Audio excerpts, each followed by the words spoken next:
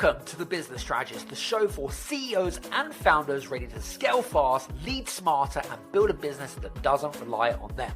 I'm Adam Strong, award-winning strategist, former elite athlete, international speaker, and 3 times best-selling author.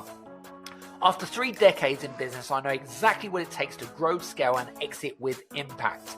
Each week, I dive into real conversations with industry experts, bold entrepreneurs, and clients navigating the uphill struggles of business, giving you the tools and the strategies to create more profit, more freedom, and more impact. Let's get into it. America leads the world in medicine development. It matters. We get new medicines first, nearly 3 years faster. 5 million Americans go to work because we make medicines here at home. And not relying on other countries keeps us safe. But China is racing to overtake us.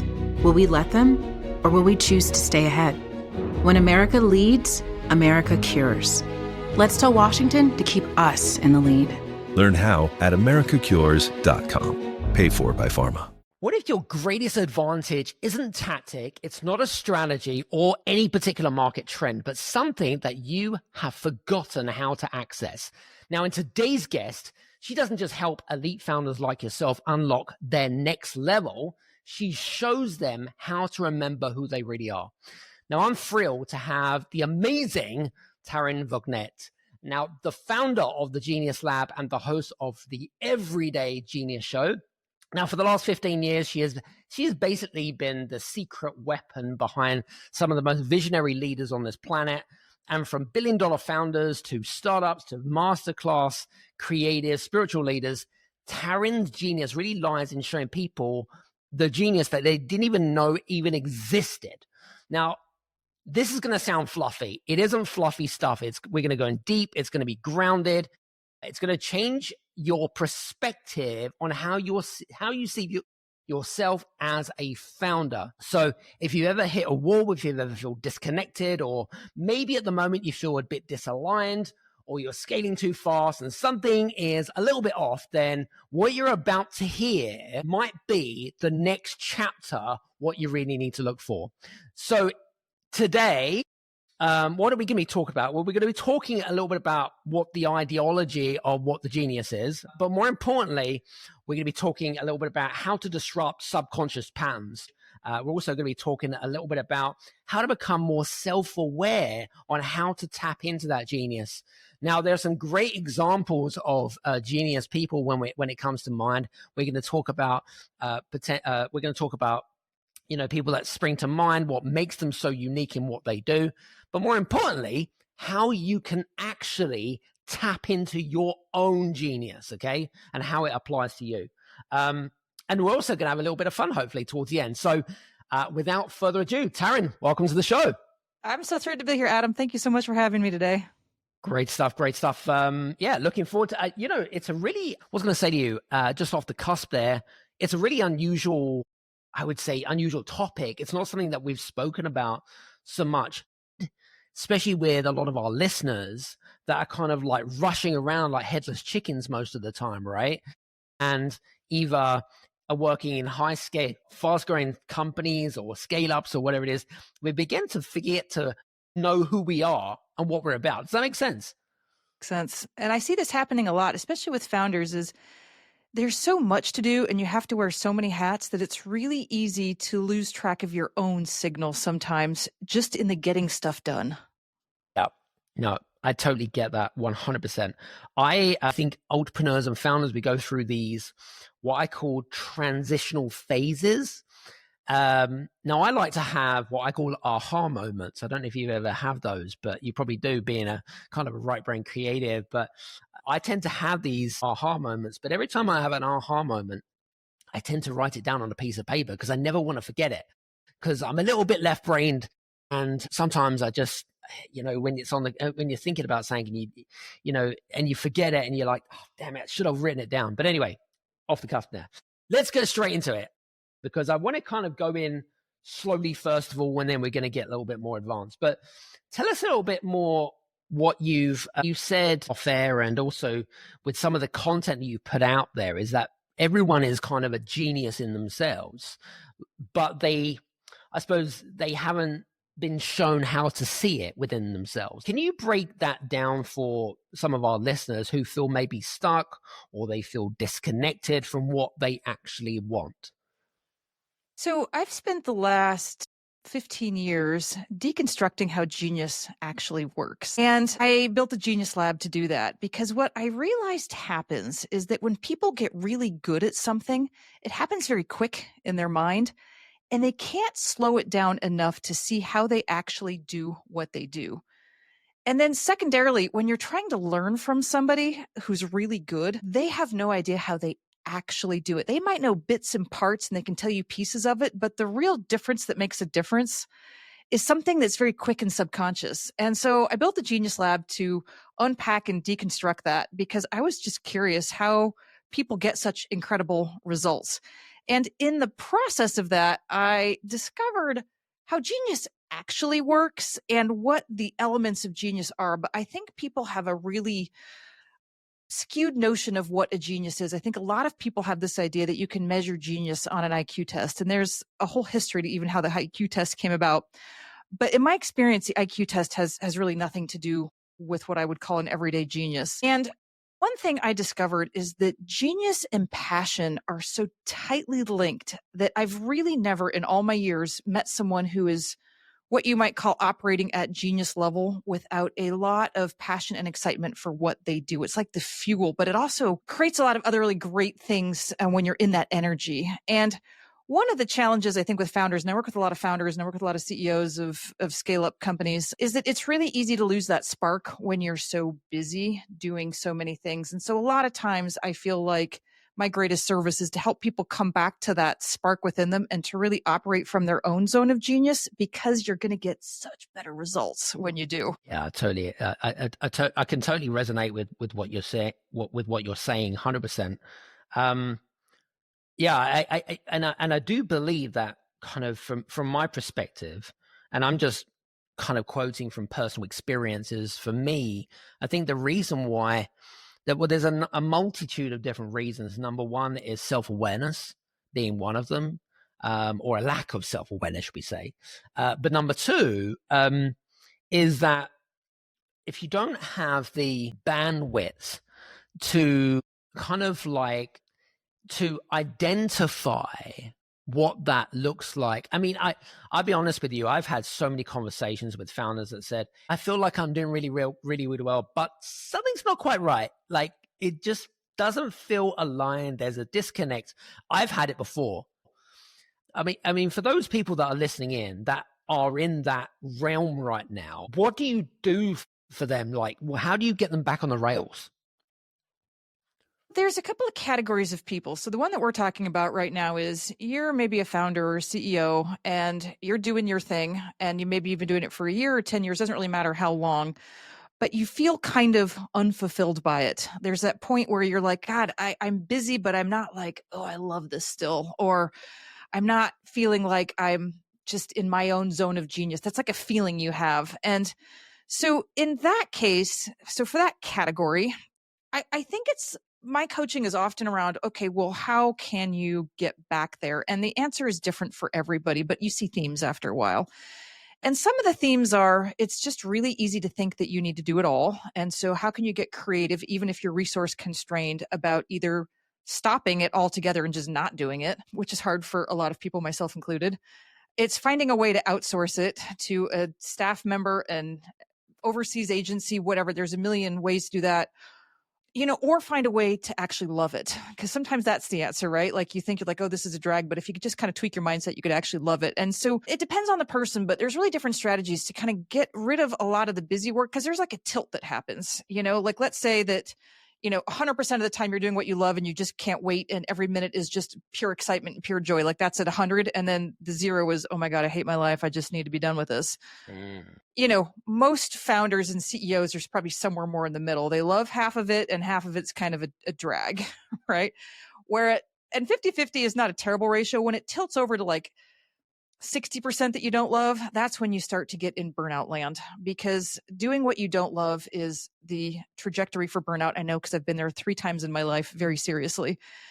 it's the passion that is a regenerative energy, and doing what you don't love is like a burnout energy. And so keeping that ratio right is really how you can keep going longer over time. Mm. Going back to your personal experience around burnout, because I wouldn't say that I've experienced burnout full out compared to maybe someone like yourself that has experienced it 3 times. Is it just about the fact that you're doing work that that doesn't align to you? Or is it the fact that you're just doing shit that you shouldn't be doing? Like, what is the combination to that? And how does that relate back to genius? I've thought a lot about this very deeply because it's really been a pattern of mine. I used to date this guy. God, this is years ago. And he'd call me an extremist. He's like, God, you're such an extremist. You do things extreme. Like, we'd be in the car and I would like move the air conditioning all the way to hot if I was like a little bit too cold, you know? And so I think it has been in my past part of my personality to be extreme. And I would just go full tilt. When I graduated from college, I went into consulting. I worked for Accenture, and then I started my own consulting firm. And these are really big, global, massive, complex projects that were 80-hour work weeks. And I did that for, a decade. And so I just went hard tilt on that. And then I founded the Everyday Genius Institute, which was really my own time. I did my own first creation of my own business, and I went hard tilt on that. And those weren't even 80-hour weeks. Those were 100-hour weeks. And I've really thought deeply about this because in this next phase, I'm very committed to being more balanced. But I think what happens is that we operate from a place of ego, and that's what causes burnout. And the ego is this place of, I need to prove this to myself. I need to prove this to others. I want to be perceived as good. I want to be a success. Like, it's coming from this place of ego. And I don't mean ego is a bad thing, because sometimes that provides an incredible amount of fuel to do great things. But in my experience, it's also when you're working really hard from that place of ego, it is the path to burnout. And I think most of us have been there at some point. This phase, I'm much more conscientious about, and I'm doing it from a much more aligned place and excited place, and very conscious. The minute I start feeling overwhelmed or overworked and it's not fun, I just stop. And I was like, Taryn, you're in it for the long haul. Just stop. You can pick this back up tomorrow. Nothing's going to change. And so it's just a longer term view without so much ego involved. And that's just comes from decades of experience and not wanting to go through that burnout again, because it takes a long time to recover from a really deep burnout. Yeah. Have you found any relationship between people that want to tap into the genius, and for someone that is, should we say, working all of those long hours, 100 hours and 80 hours, whatever it is? Have you found any correlation between people that become more aligned or become more distant from their genius? So let's talk about what genius actually is, and then I'm going to answer your question because it needs a little backdrop here. So really, if you think about genius is really about focus over time. Now, in order to have a lot of focus over time, there needs to be some passion there and so I think genius is really about 3 elements coming together. And I think of genius more as a verb than a noun. Like, you are genius-ing, and we're all genius-ing at some level. And genius is when 3 things come together. It's some kind of passion or excitement or curiosity for what we're doing. I just call it passion to keep that simple. It's getting great strategy, like the how we do it. And strategy comes with focus over time, meaning you get to be a great tennis player because you've put in a million matches. You get to be a great entrepreneur because you've been doing it for a while. Whatever it is, it's just really hard to go from 0 to great overnight. It takes time.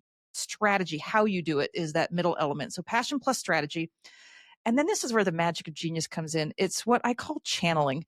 And it sounds mystical, but we all channel, meaning we're channeling something through us, whether it's an idea.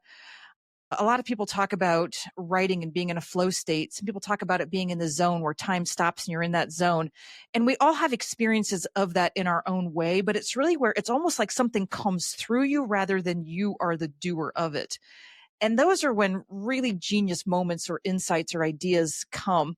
So passion plus great strategy plus channeling, when those things come together, that is genius. Now, what looks to the outer world like you are a genius is when those 3 things come together often enough. And usually that just takes a bit of time. Now, you can have these sort of moments of genius, but I really don't know very many people, including young people, that haven't been doing it for a long time to get those kind of results. And so when we talk about overworking or burnout, it's not that all 3 of those elements aren't necessarily present, because they very much can be.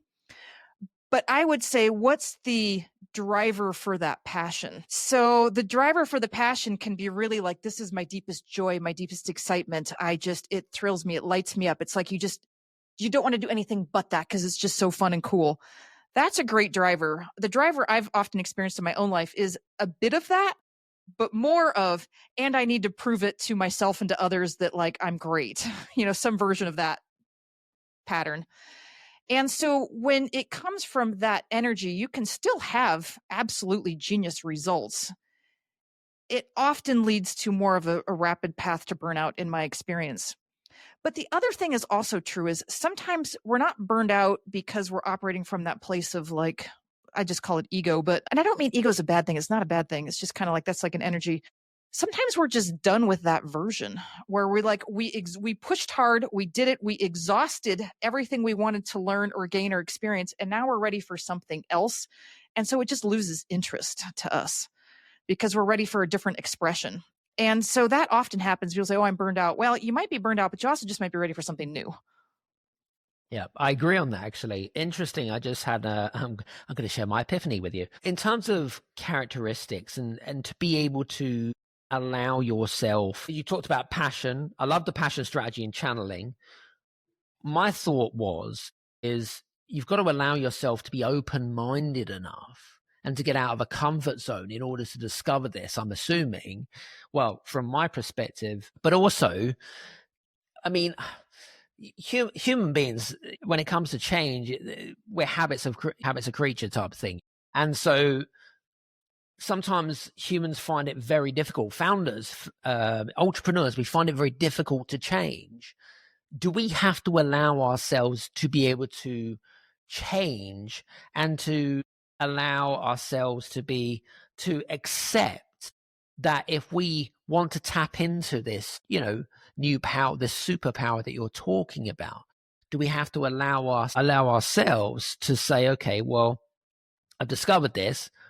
What do I do? Do I park it to one side, or do I go, all in type of thing? What do we need to have within ourselves? Is there anything else that you want to add further to what I just added? So this is what I was saying earlier. Passion has a lot of great benefits, and you've got to kind of think about this. People might call this woo-woo, but it's really just physics. So if you think about your feelings and your emotions, sad is like bummed out, and you're sad and it's kind of low, and it's really hard to have a good idea when you're feeling all bummed out. When you're excited and you're jazzed and you just love what you do and you can't wait, ideas are like popcorn. They often just pop and epiphanies pop. And why is that? It's because you're in a higher vibrational state. You're literally vibrating higher, faster. And in that place, you make, first of all, better connections, like with other people, like synchronicity is greater in that kind of energy. And also you're more tapped into higher dimensional frequencies. And this is where we kind of get into quantum physics, right? If we all exist in a field of all possibilities, which we do, and you're operating at a higher vibrational state, you can access more of what is available. Does that make sense? Absolutely. It's kind of like quantum physics if you think about it. And so being in passion and excitement raises your energy to just access a lot more. But here's the kind of funny paradox of what it also does is when you are operating at a higher vibrational state, let's just call it a more light-filled state, you're happier, you feel lighter, you're excited. What does that do? It shines a light on all of the shadow within you. It's kind of like if you're in a dark room and the room is dark and you light a candle. What's that going to do? It's going to start casting shadow. And as you raise the light in the room, the shadow becomes even more pronounced. And so it's a funny paradox that the higher the light, the more the shadow is seen, until at a certain point, the light is so bright, it kind of disintegrates the shadow. But that is the process of transformation. And so that the crazy paradox of operating from your passion is that it actually starts to bring up all of your shadow, all of those parts within you that are ready for a transformation, all the limiting beliefs you have, all of the patterns that are ready to be rewired, all of that kind of negative self-talk that you have. When you are more in your light or in your passion, it brings up more of your shadow to be transmuted back into the light. And so this is why I say entrepreneurship is actually probably the most spiritual path there is, because entrepreneurship, the business decisions aren't the hard decisions.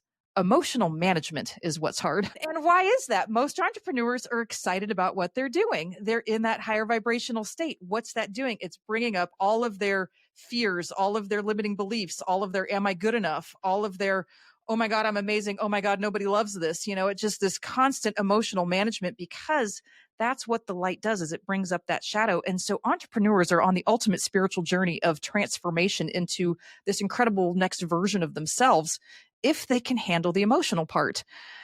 And so I think that's what I'd say about genius is, in some ways, it's a path not for the faint of heart, because it just requires, in order to keep getting to the next level and the next level and the next level, to transmute the lower levels into a better version of yourself, to change those limiting beliefs and all that inner dialogue. Well, I like to call that entrepreneurial evolution. So, Great term. yeah. By the way, you won't see that on Wikipedia, ladies and gents, by the way. I just made that up on the spot, for full disclosure.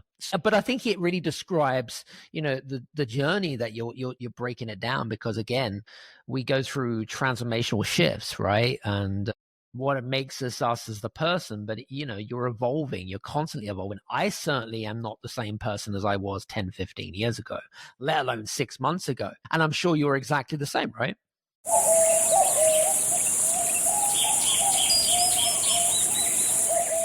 As a chef, I know flavor doesn't begin in the kitchen. It begins on the land. And Westhome's nature-led Australian Wagyu is a story written in the landscape of Northern Australia.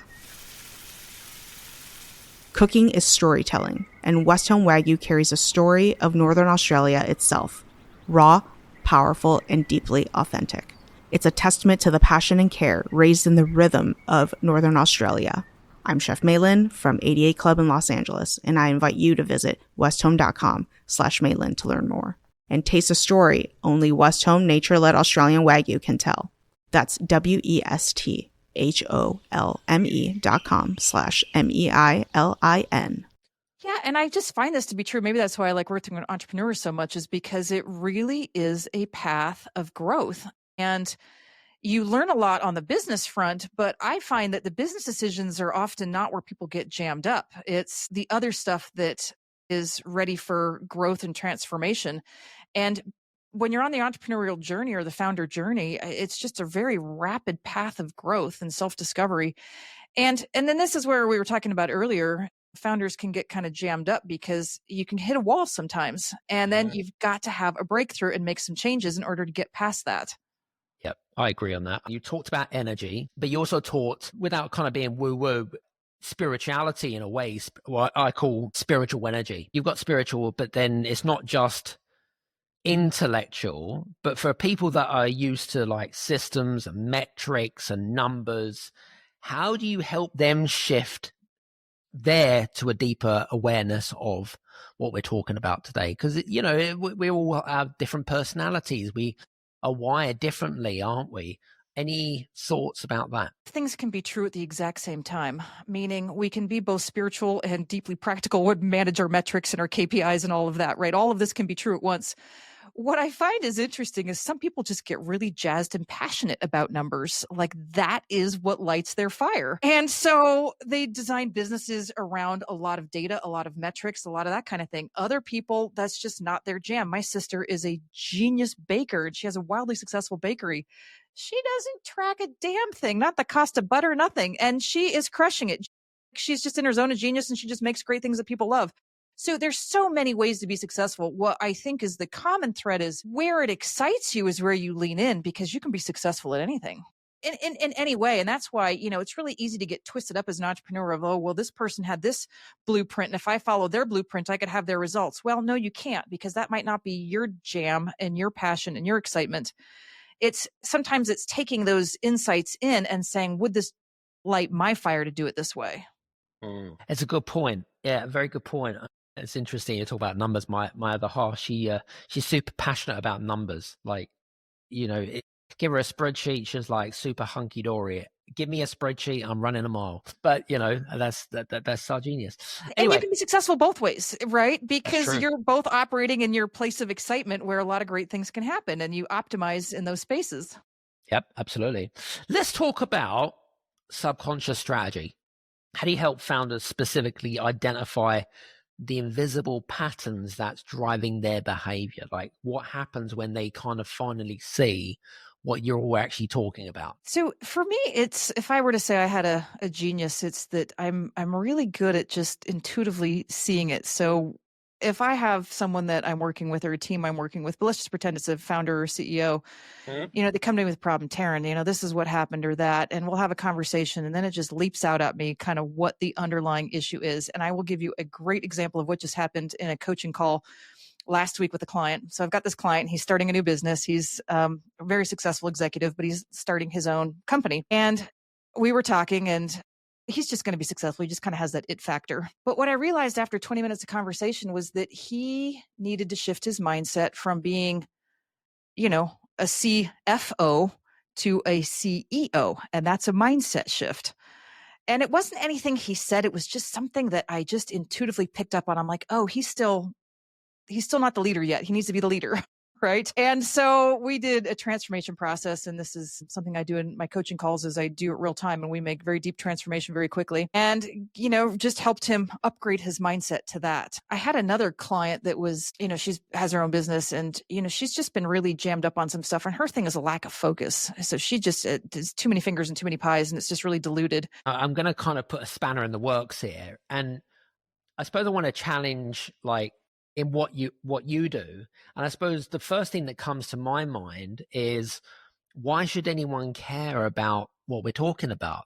How is it relevant to them? Why is it so important to be able to learn about what we're talking about? And again, I'm just thinking about relevance, and I'm just thinking about, why the average person should care. Hey guys, I just wanted to grab your attention because we've just created a brand new resource for you guys called the Exit Playbook, how to shift from operator to visionary leader. Now, this was based on a podcast that I did a few months ago, and is the leadership blueprint for being able to help yourself successfully exit your business. Now, we go into many different things. We're going into some of the common symptoms of why founders get trapped in operations and what to look for and the impact that it actually has on you.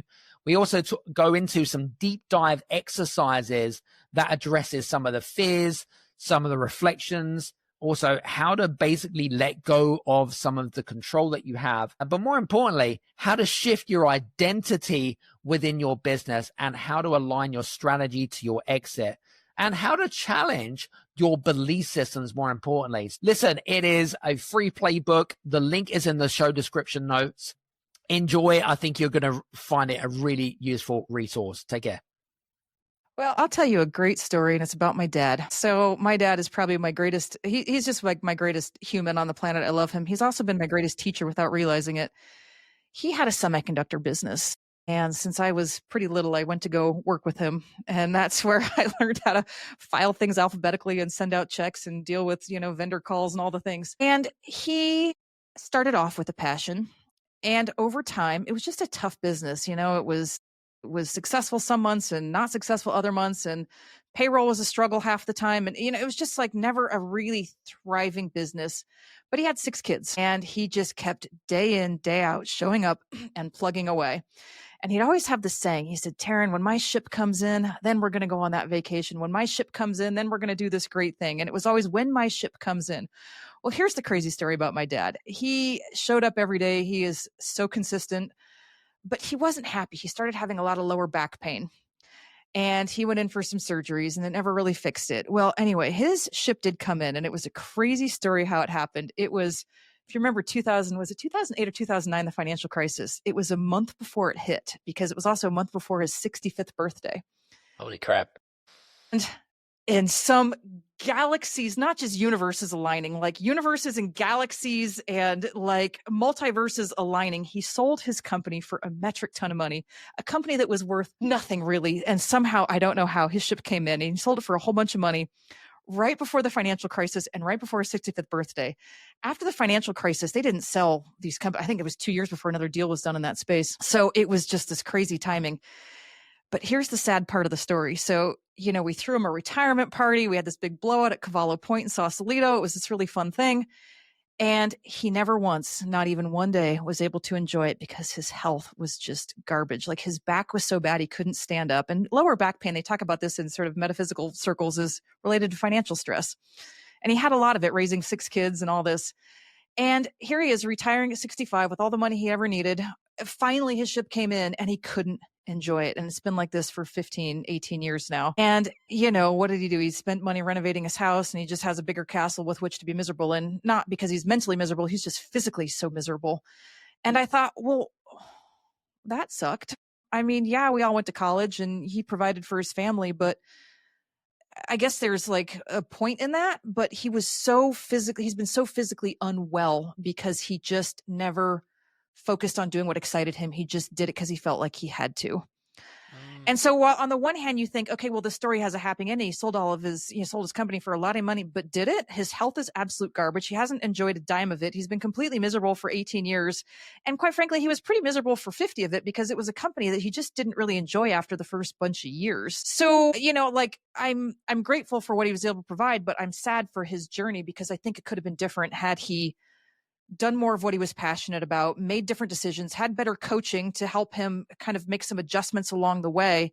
And it just would have been more thriving and not just this big payout at the end that he couldn't enjoy. That's a great story. I was speaking with, this must have been about 18 months ago. I was speaking with a founder, and he'd been doing this business for, I don't know, 35, 40 years. I'm just trying to think of the industry. I think he was in financial advisory, something like that, wealth management stuff.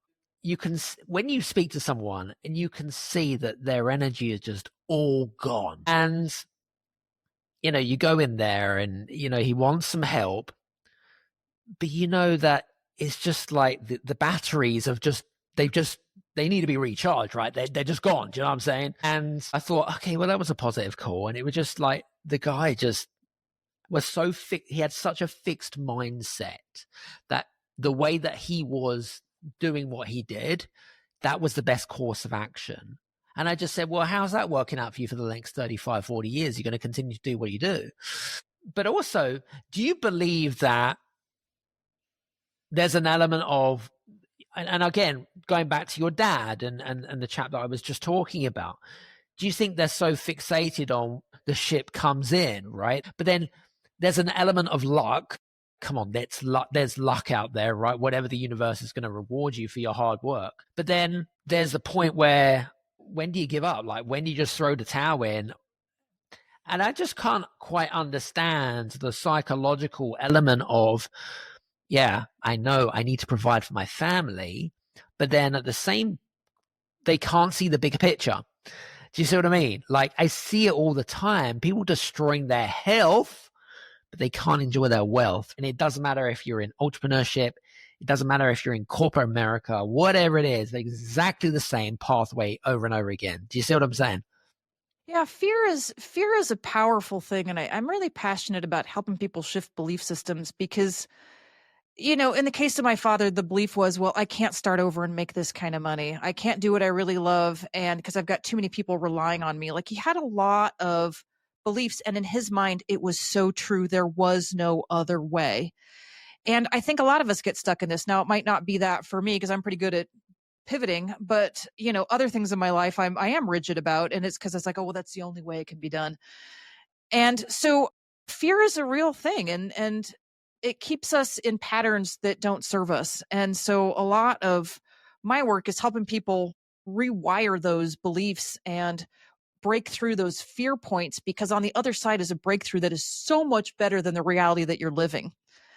This is why people don't leave their partners. They're absolutely, utterly miserable in a marriage. And yet they're like, well, I won't be able to support myself. And, it's better this misery than starting over. And so they tell themselves all these stories that somehow this misery is better than the unknown. And yet walking through that fear of like, well, maybe the unknown is scary, but what if on the other side is everything I ever wanted? A lot of people just don't have that courage in their heart to do it, or they haven't found the right person to help them hold their hand through a process to get there.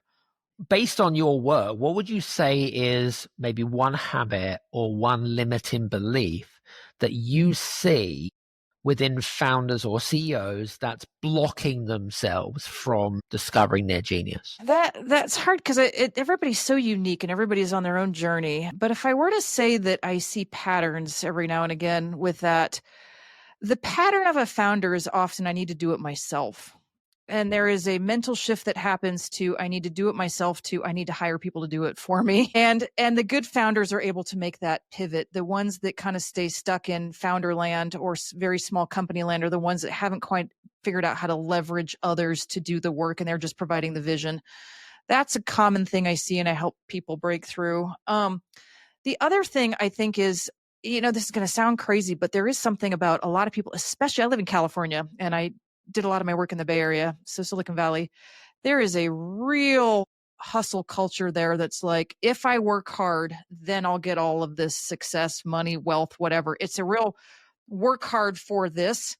And I will just tell you, working with a lot of people, if you believe that, it will be true. If you believe that you just need to put in 5 hours a day and get amazing results, that will also be true. Like, these are all just beliefs. It's just in California, in the Bay Area, that is a very insidious one.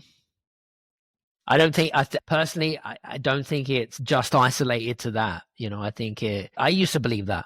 I'll be honest with you. I used to believe the harder I worked, the more success life would bring me.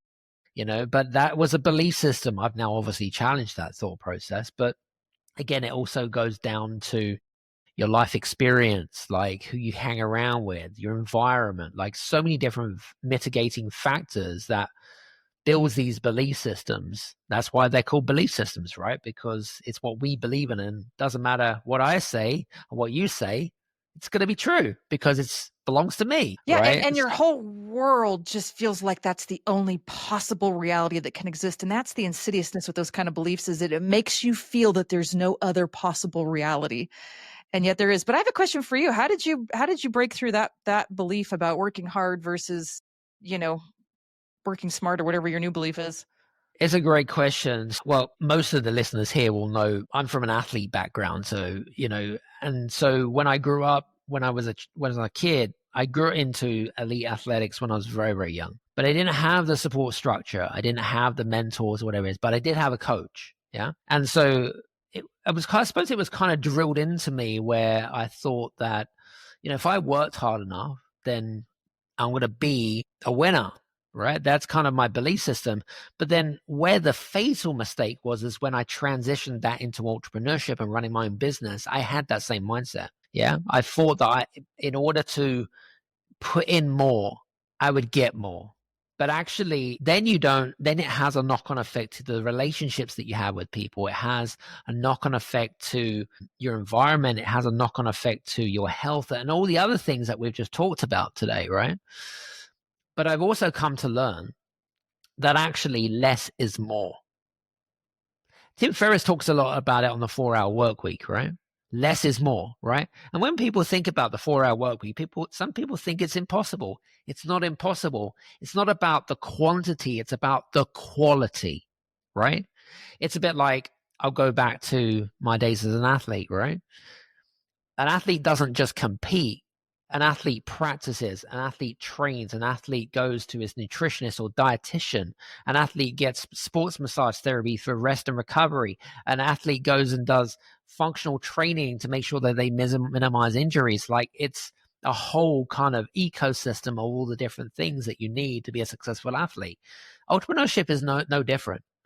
And so if you begin to understand that less is more, and quality over quantity, then that to me is where I have discovered that huge shift. So thank you for the question. I hope I answered it. It's really powerful, I think, to hear that someone can come over the belief and be on the other side of it, because I think a lot of people don't know what that looks like. So I think it's really cool. Your example is really cool. I think the other thing that to be aware for some of our listeners as well is to think about some of the symptoms that you're suffering, right? Normally, there'll be something happens in your life, whatever that might be, but we often look for instant gratification. Yeah. So we tend to take advantage of something or circumstances or whatever it is until something happens. I'll give you an example. My mum suffers from mental health issues, unfortunately. And for a long period of time, she was just laying down like a vegetable, right? And I kept on drilling into her. I said, you don't move, then something's going to happen. And guess what? Something happened. And now she regrets it, right? Because people take things for granted. Entrepreneurship is, again, no different. Okay. Because until something actually happens, whether it be something happens with you physically, mentally, spiritually, emotionally, right? Then it's just too late. It's like going back to obesity. There's so many overweight people in America, even in the UK or all over the world.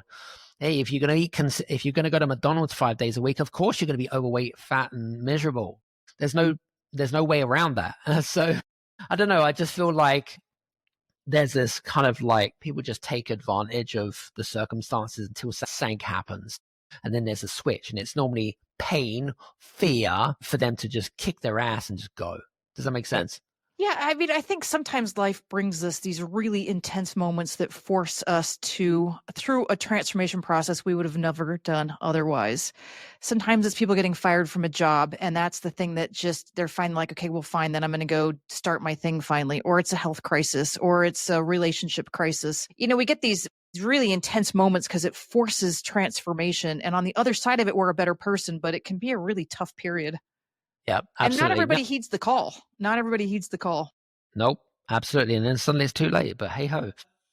Interesting enough, I mean, you work with a lot of people at the top of their game, right? I mean, you know, from people at SpaceX, for example, I mean, they're at the top of their game, right? When you find someone that you feel has maybe outgrown their life of what they built, how do you help them to reinvent themselves? What is the process, or do you have some sort of framework that you can walk us through? Such a great question. I love this. So this is my favorite energy. I love people in transition because it's always these opportunities to align with your own genius. And the way I see it, and this is why I was saying earlier, genius and passion are so tightly correlated, because here's why. It's kind of like, imagine that there's you, Adam, sitting here in this chair having a conversation with me, but there's also like the bigger Adam, kind of the soul version of you that can kind of be standing on a mountaintop seeing your life in a way that you maybe can't. So how does the soul of Adam talk to Adam? Well, it's through the energy of excitement. It's literally how you know where to go. It's like your GPS system. And why is that? Because the energy of excitement is probably, I don't know if it's the highest, I think it's probably the highest vibrational energy there is next to love. If you just think about like things that feel good, I mean, joy, excitement, passion, I mean, that's right up there. And so if you consider us all as divine beings, which I do, we're all here on purpose for something. How do you know where to go and what to do? Well, it's passion talking to you, because that is the highest vibrational energy within you. And that is your GPS system and your compass of like where to go next. What's happened is a lot of us have tuned that out. And so we have a hard time reconnecting with that. So when someone's at a transition point or a crossroads, or I'm done with this and I'm not sure what the next thing is, for me, it's like, okay, well, where's that thread of excitement? Where's that thread of passion inside somebody's being? And it's something that I feel. It's like I'm trying to resonate with that feeling within them. And once I can lock onto it, then we can kind of stoke the flame through some questions of like, well, would this be exciting? Would that be exciting? What if you could do this? What would that be? And so sometimes it's about taking a bigger energy and then kind of focusing into what like the actual action would be. But that's really my process. And it can actually be quite quick if someone's ready. Sometimes people are in a burnout phase and they need a bit of rest before they're ready to do something new. But often by the time people come to me, they're ready for the next phase and they just need help kind of locking in on it. So that's cool. My process. And it often happens in a session. Sometimes it takes a couple, but it's usually just a session that I can kind of lock in on that. Yeah. When you take on a client, for example, and what do you look for? There'll probably be some patterns or something that you're looking for that they're missing. What do you look for what they're missing that you know straight away, yes, I can help you, or no, I'm staying away from this person for whatever reason? What do you look for? Well, there's actually a couple questions in that question. The first one is, what would keep me away from somebody? Sometimes people think they're ready and they're not. Meaning they're like, well, I can't sit around and do nothing. I have to make money. Like there's a lot of that kind of chatter, but I can just feel that they're not quite ready yet. Like they just need rest. They need to focus on their health. They need to do some other things. And usually when you're ready to build something new, that's an energy. It takes a lot of energy to build something new. You kind of got to be in a place for it. So, the answer that sometimes comes through is like, hey, like, what if you just chilled out for a little while longer and like recuperated and kind of got your mojo back, and then come to me in 6 months or a year when you're actually like energized. So sometimes it's not what keeps me away. It's just sometimes the answer is, hey, like, you think you're ready, but I'm not sure that you are. This episode is brought to you by Indeed. Stop waiting around for the perfect candidate. Instead, use Indeed sponsored jobs to find the right people with the right skills fast. It's a simple way to make sure your listing is the first candidates see. According to Indeed data, sponsored jobs have 4 times more applicants than non-sponsored jobs. So go build your dream team today with Indeed. Get a $75 sponsored job credit at Indeed.com/podcast. Terms and conditions apply. And usually once I bring that up, people are like, well, you're right. But how do I make money in the meantime? And then that's a whole separate conversation. And then the second part is, what am I looking for? It's not what I'm looking for. It's what I'm feeling for. Interesting. So what you're saying is you're using your intuition. Yeah, I'm like locked in on a lot of senses. I mean, I'm like locked in on like, how are they feeling in their body if I say this or if I say that? Does that feel exciting or not exciting? Does it feel heavy or light? So I'm feeling how they're feeling when I direct the conversation in a certain way. So I'm feeling for something. And then when they start talking about something they're jazzed about, man, I lock in on that. And that's a feeling. And then from there, you can kind of like lock in and then make it amplified to really bring that out. Because sometimes what happens is that the genius within us is really the sacred part of us. It's like the part of us that is so unique. It's like our thumbprint in the universe. And it's a very tender part, meaning it's really your sacred gift. Your sacred gift that is uniquely you, that is uniquely your expression. It can be very vulnerable to share that because nobody wants their sacred gift to be laughed at, mocked at, ignored, whatever, right? And so a lot of times people build a lot of armor around their heart in order to keep that hidden even from themselves. And so when I say sometimes things take a couple sessions, it's not because I couldn't see it. It's because there's a bunch of, call it armor or walls up against even them seeing it for themselves. And through a process of just, transformation and kind of allowing those walls to dissolve, then it can come forward. But you have to be really tender with people that have kept that hidden for a really long time, because it can be really scary to be seen in that way and to bring that part of you forward that really is the most pure part of you that nobody wants to be judged or laughed at or told isn't good enough or whatever. So there's a delicateness in the process sometimes. I suppose not kind of showing vulnerability in a way. Does that make sense? It is like they don't that. Want to show that. They don't want to show their true colors. I suppose when someone's having a session with you, it's a trust process with anything, isn't it? Especially this. Oh, 100%. And if anything, it's like I'm always honored that somebody trusts me with that most pure part of themselves that is so beautiful, so tender, so pure. And it really, I'm always in awe that people trust me with that part of themselves, because it's a sacred gift to me to be able to see that in somebody. What about role models? And now, obviously, when we think about geniuses, a genius is an ideology, really, in a nutshell, from my perspective, because, well, how does one determine what a genius is? It's very subjective. I could say, well, Albert Einstein's a genius. I could say Elon Musk is a genius. I could say the guy that created the Dyson or the vacuum cleaner, he's a genius.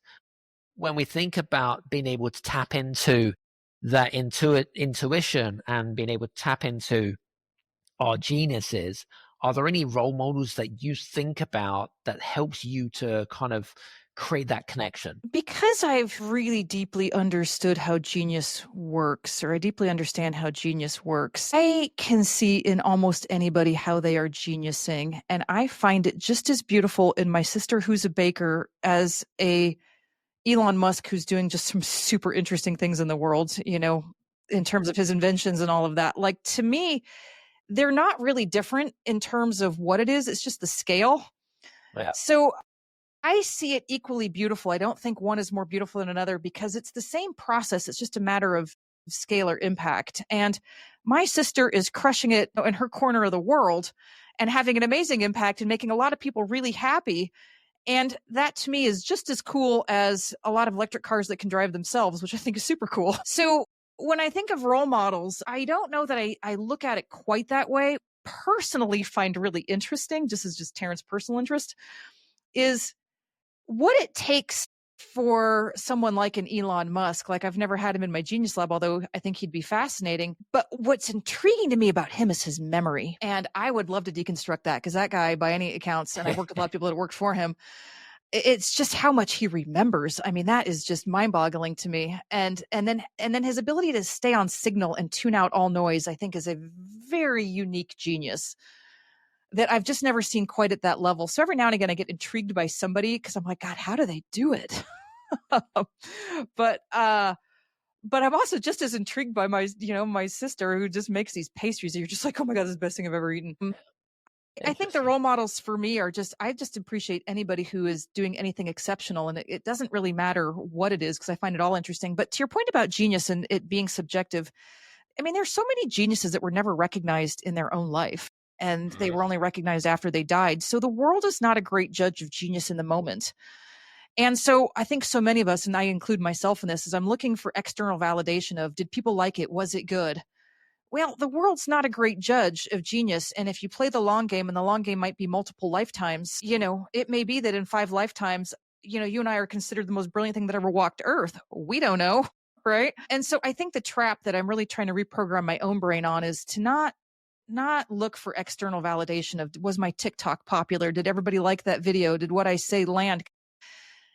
While I hope that it does, and I do everything in my power to try to frame things in a way that it does, I really have no influence over how people receive it. And so I think that if we use the external world to validate our genius, that's a losing game. But also, at what point is somebody a genius? Was Elon Musk a genius when he was 21 and, just founding PayPal? Maybe. I mean, he was living off of Ritz crackers or whatever else he was eating. I think it was oranges. He had like a very specific diet, sleeping on a floor of some startup. I mean, I'm not sure the world thought he was a genius then. Now fast forward 30, 40 years, it looks quite incredible. But I think James Dyson's another example. I actually just did a video about James Dyson. I think he's an incredible genius. He was older when that all happened. He spent a lot of years just kind of as an everyday industrial designer. So at what point was he a genius? So you can't just say, oh, that's when they were a genius. They've been geniusing all along. It's just at a certain point, it all kind of looked really good and everybody noticed. And that may happen in this lifetime or the next. We don't know. That makes sense. Yeah. That's interesting. We're coming toward the end. I suppose we could talk about this fascinating topic forever. It is very, very eye-opening.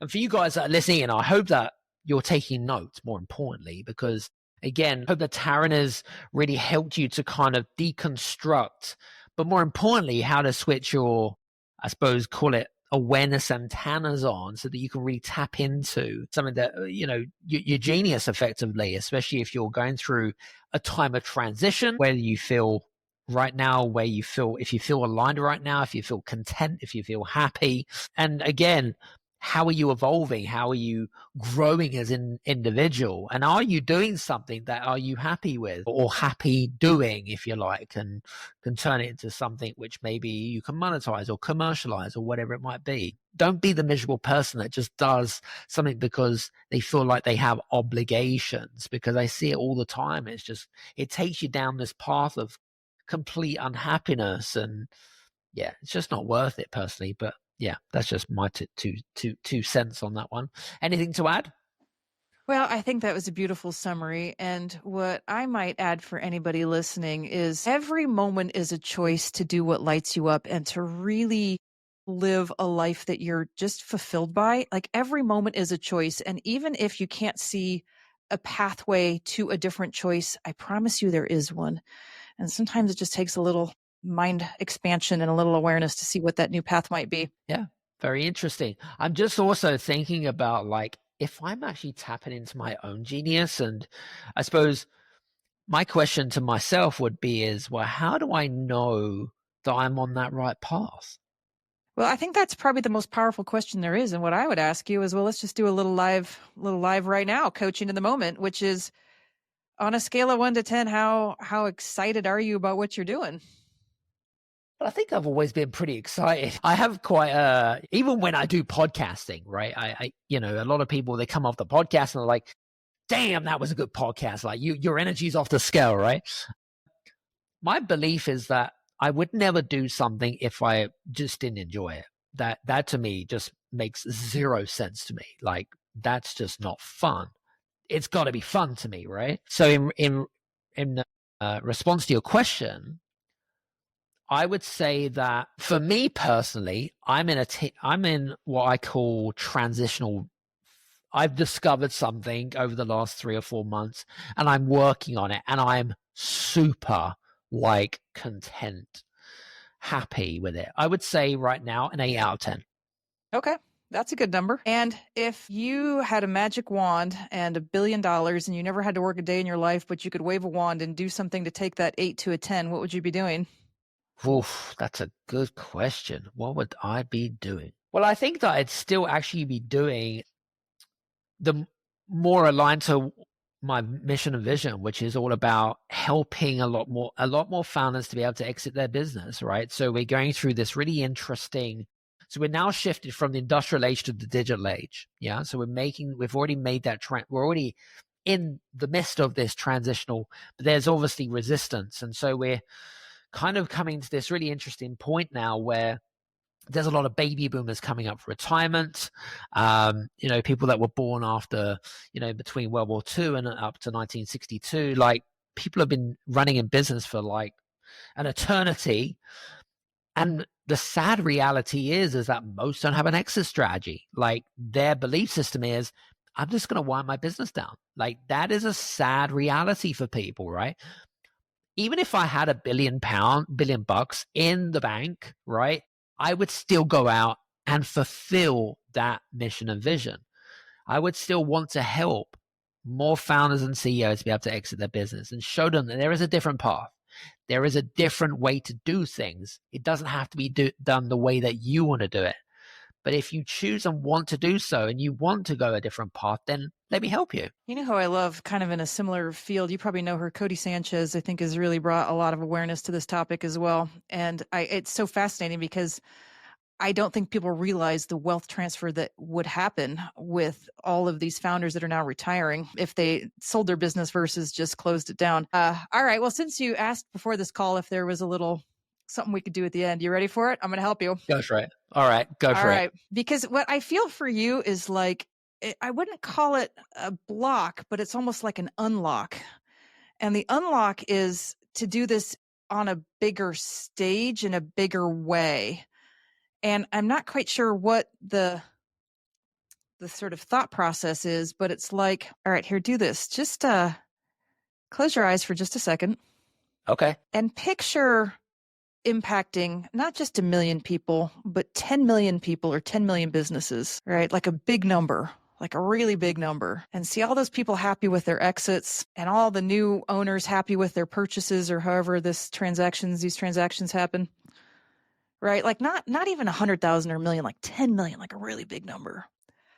On a scale of 1 to 10, how exciting does that feel to have it be a big number like that? Yeah, it's a good question. I'm just trying to pinpoint the number. I'd probably say the same, an 8 out of 10. Okay, so it's not the number then that's the thing. No. Okay, that's what I was wondering. That's what I was curious about that. Because I was like, is it the number that you want a bigger impact, or is it more just you want to do it live? Because, okay, now picture this. Now picture you're in a room of 100 business owners that are ready to transition. You've got them in a conference room. Okay. And you're walking them through a 2-day seminar about all the how-tos of, going from owner to paid out for your business scenario, sold your business. And you see 100 smiling faces of people that are like, oh my God, Adam, I did it. And I made money. And thanks to you, it was all because of you. How does that feel? Fulfilled. Yeah. It feels mission accomplished. That's what it feels like. Because that was like my sense of it, right? And so for you, it feels more like being live in a room full of people that you can help tactilely, not even just digitally like on a podcast, but like a room or a conference room full of people that you're walking through a process, you're walking through a roadmap, a plan, or what a methodology, whatever you want to call it, to get them exited. And you're their guide because they need you to be their guide. That gives me chills just doing it. See, that's how I know it's true, is because I get this, right? And so even with $1 billion, it would still be cool to have a conference room full of people that you were impacting very directly live in person. Yeah. I mean, for me, and I talk about this a little bit, which is when you've been doing this for as long as I've been doing it, the worst fear is the feeling of insignificance. for me, it's all about fulfillment. Like that's what drives me, is to feel like I want to feel fulfilled within myself. It's not about money. Like that is completely way far away. It's all about fulfilling my true destiny, if you want to call it that, my big dream, my whatever it is, because everything else comes. Like I'm a big believer of that, right? I'm a big believer that wealth comes, everything else comes. And and it goes back to Jim Rohn's quote, which is the more you help, people that you help, the more that you help yourself, but you help yourself 10x more. And I believe in that. Like that to me, that's cemented in my DNA. So yeah, so that's kind of my thought. Yeah. So, I mean, I don't know all what's on your plate, but what I might just offer as a little nugget of, something to noodle on is, what would it look like if you actually created these live events to help people through this process, and you brought people in and they came to you, or you go to them? Maybe there's a US tour and a UK tour or whatever it is, and you do it live, because I think there's something really magical about you being live in a room full of 100 people or whatever the number is going to be. But I have a hunch that would be wildly successful and fulfilling, not just for you, but for the business owners too. Yeah, no, I think it's really interesting you say that. But in the next month or two, we're going to start doing something on a digital platform for the time being. Just experiment, see how that goes. Yeah, get your content down, get your program down, and then when you're ready, you take it live. And that's totally fine to have a stepping stone like that. Yeah. Absolutely. Yeah. I mean, listen, you're definitely on the level, right? So some people, some of the guys here that's listening in, we've got like this 90-day sprint coming up, hopefully September, October. We've got a wait list going on. So yeah, so you are on the level, Taryn, 100%. So for you guys that want more information, it's in the show description notes, or drop me a DM, whatever. But here's the cool thing that I do want to leave the listeners with, is that, like, when you're in your genius and when you're doing what really lights you up, it is so magnetic that you can't help but be successful. And this is what lights you up. It makes you feel fulfilled. Everybody wants to be in that energy because it's a delicious energy to be in. And so when you stay in that of like, oh my God, I love doing this, it can't help but be successful, and it's deeply fulfilling for you. And then things evolve, right? You're doing it digitally. Amazing. I think an in-person would be the next level of it, which would be amazing. Absolutely. And then you'll get the next idea and the next idea, and you'll be on big stages talking to 30,000 people at some Tony Robbins event. Who knows, right? Like, do you know what I mean? Like, we don't know where life's going to go, but yeah. I've done the whole kind of in-person of 5,000 people in. So, I've done that, but that was ages ago type thing. But again, you evolve, you talk about new things and epiphanies and experiences and whatever it is. But yeah, I think you're bang on the money. I love it. I'm excited with you. Very cool. Well, listen, guys, hopefully it's going to help you tap into your intuition, your genius, whatever you want to call it. But hopefully it helps reignite some of the things that we've been talking about around passion, around, being able to making sure that if you're not happy with where you're at right now, think you can change. Like, we talked about limiting beliefs. There's so much that we talked about in today's session. What I would highly recommend you do is pause this episode, go back to the beginning and re-listen to it. Yes, okay, it's an hour's long, but the point I'm trying to make is I always say this to people, is in certain episodes like this where it is deep, there's a lot of frameworks and there's a lot of strategy and there's a lot of thought processes going on. Re-listen to it, because I can guarantee you'll pick up new things the second time round than you did on the first time round. So first of all, Taryn, thanks so much. Really appreciate you being on the show today. It was a lot of fun, right? Such a great episode. Adam, thank you for the time and asking such great questions and jamming on genius. It really is my greatest passion to do so. So thank you. You're welcome. And for you guys that want to learn more about Taryn's work, of course, you can, follow her over on YouTube. You can also, there's some social media channels that you can follow her in the show description notes, of course. And I believe there's a little gift there as well that you guys can tap into as well. So from me and Taryn, thanks so much. And hopefully we'll see you again back on the Business Strategist. Take care and we'll speak to you soon. Cheers. Rinse knows that greatness takes time, but so does laundry. So Rinse will take your laundry and hand deliver it to your door expertly cleaned. And you can take the time pursuing your passions. Time once spent sorting and waiting, folding and queuing, now spent challenging and innovating and pushing your way to greatness. So pick up the Irish flute or those calligraphy pens or that daunting beef Wellington recipe card and leave the laundry to us. Rinse. It's time to be great.